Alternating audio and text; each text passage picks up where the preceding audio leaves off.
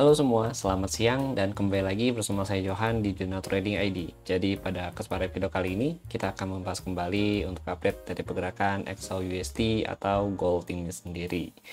Dan seperti yang kita lihat ya, sebenarnya gold ini dia pergerakannya untuk saat ini masih nge-ranging ya. Jadi dari beberapa outlook yang saya dapatkan atau beberapa analisa yang saya lakukan secara technical analysis ya, ini kalau kita ngomongin secara TA, ini dia masih membentuk satu pattern yang memang cukup saya favoritkan juga, yaitu adalah pattern QM sebenarnya gitu.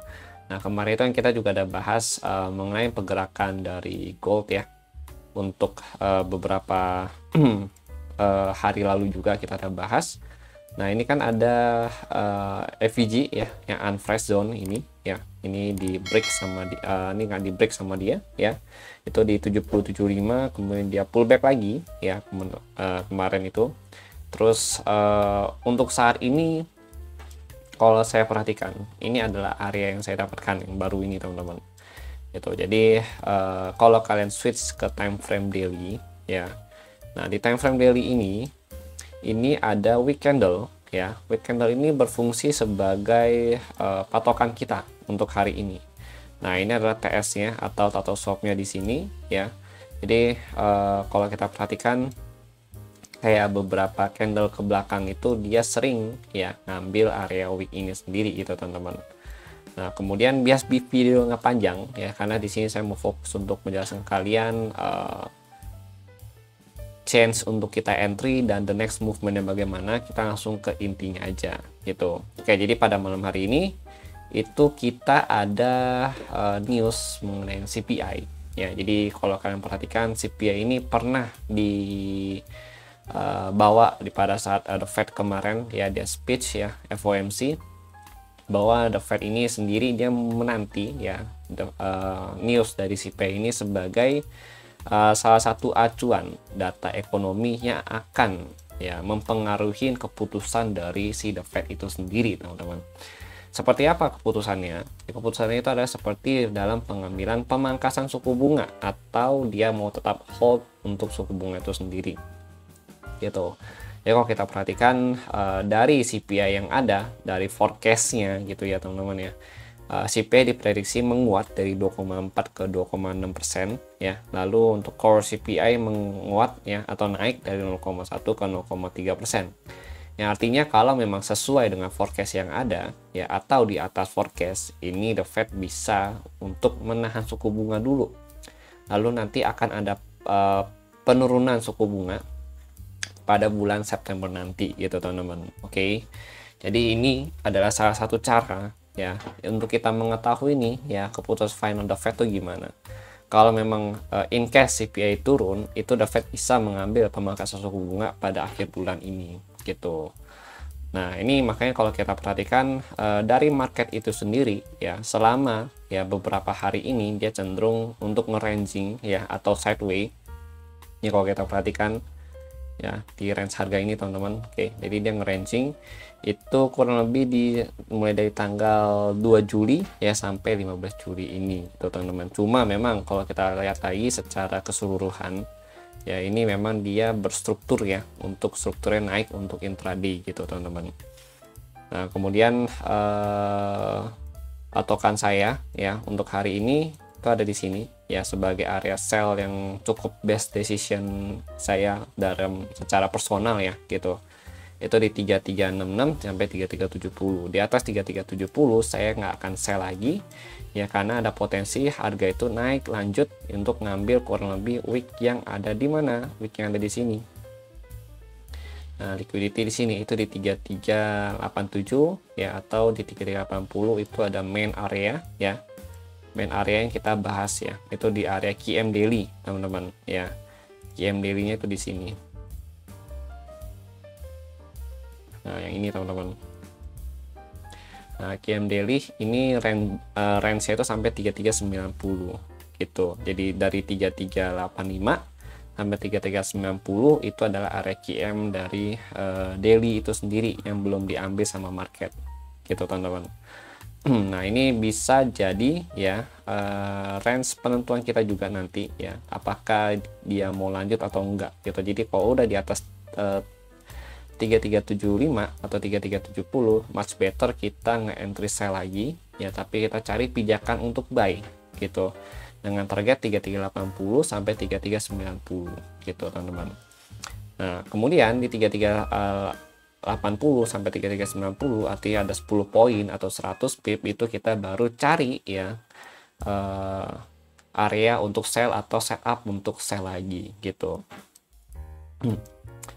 Nah, ini kan juga masuk nih ya, ini kan weeknya ya, ini week daily gitu teman-teman.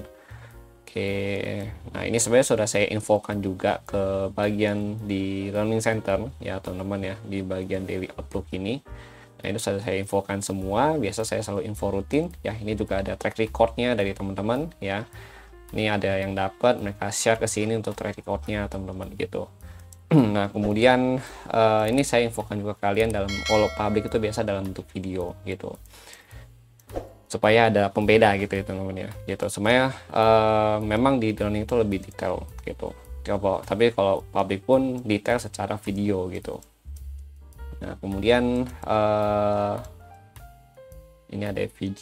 Jadi kalau kalian tanya, bang, ini kan saya ada sebut low probability, kenapa? Karena dia ada bagian rejection gitu. Kali kalau mau sell ya kurang lebih kalian pantau di sini gitu, di atas 3370 udah jangan lagi, tapi nanti kita tunggu lagi ya. Di sini saya kasih catatan di atas 3370 ya, lebih baik ambil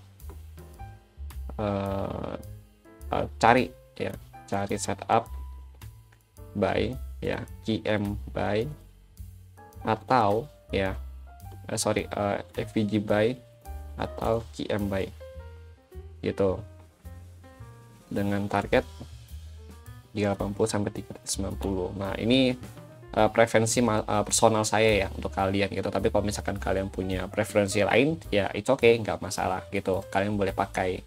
Karena kan ini kan saya cuma kasih pandangan saya. Nanti begitu harga ya sudah di 3380 ya 390, baru cari ya, QM sell atau FVG sell gitu ketika terjadi short ya atau change of character.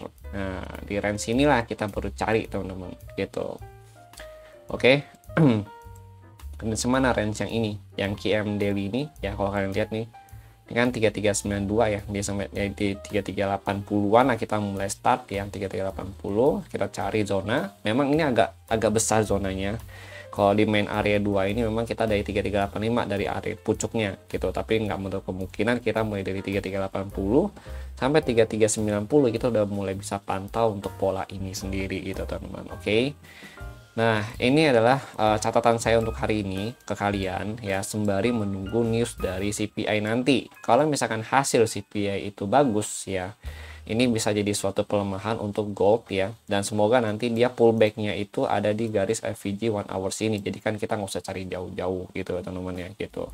Kalau kalian mau taruh untuk SL paling besar ya atau paling high risk itu ada di sini 3375 gitu untuk dari mulai FVG ini ya teman-teman ya. Tapi kalau yang low risk kalian bisa taruh mendekatin FVG ini gitu, atau di 3372 3375 gitu boleh gitu teman-teman. Nah, di sini boleh gitu. Jadi ada dua opsi SL ya untuk kalian yang mau entry. Tapi in case ini di breakout sama harga ya, maka kalian jangan cari sell lagi, cari buy dengan lanjutan sampai di sini gitu.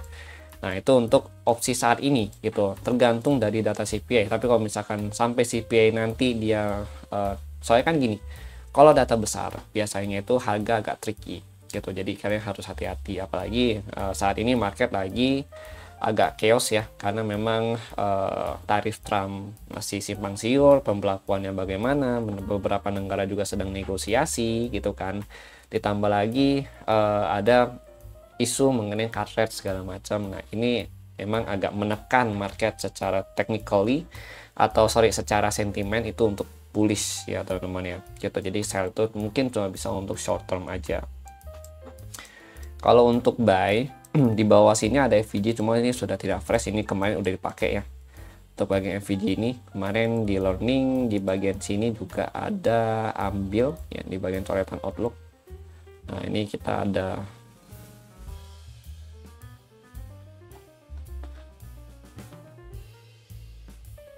ini ada FVG, ada 2 FVG ya teman-teman ya.